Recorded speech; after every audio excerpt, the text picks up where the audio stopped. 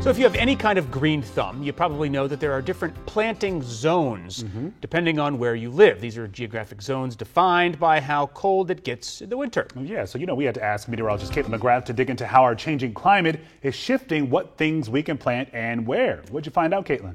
Well, Zoe and Adam, the United States is divided into 13 plant hardiness zones based on annual minimum temperature. Areas you see shaded there in red and orange are associated with warmer temperatures and higher zone numbers. Places farther off to the north in green and blue typically see cooler weather and therefore have lower zone numbers. And as our winters get warmer, planting zones are shifting off to the north. Locally here in D.C., you can see how the 30-year average lowest annual temperature, stick with me here, has gradually risen over the past several decades. So traditionally, the area falls under Zone 7, but for years we've actually been able to plant in Zone 8.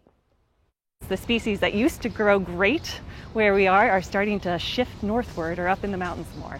As winter temperatures warm and a location's planting zone rises, certain plants and insects gain the ability to expand into areas where they previously wouldn't have survived the coldest months of the year. While this can have benefits like growing high-value crops where they previously couldn't, it also means that harmful invasive plants and insects can thrive in more areas. Kudzu, the vine that ate the South, is slowly creeping up into our area because we don't have those cold temperatures anymore to knock them back. Susan Cook Patton is a senior forest restoration scientist with the Nature Conservancy.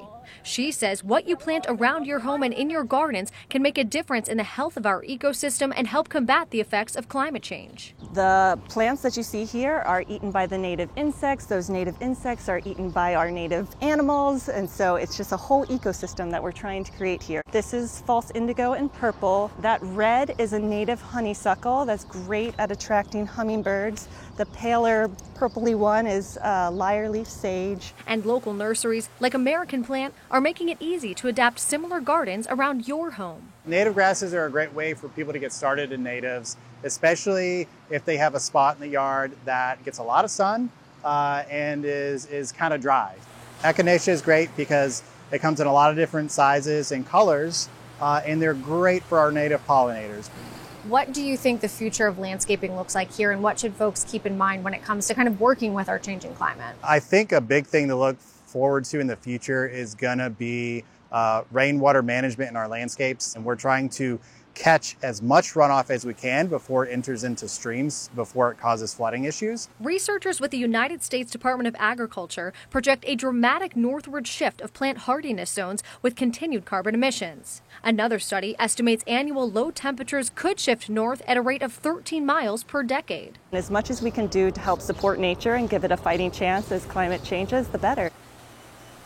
To learn more about what grows best in your planting zone, just download our free WUSA 9 app or go to our website, WUSA9.com.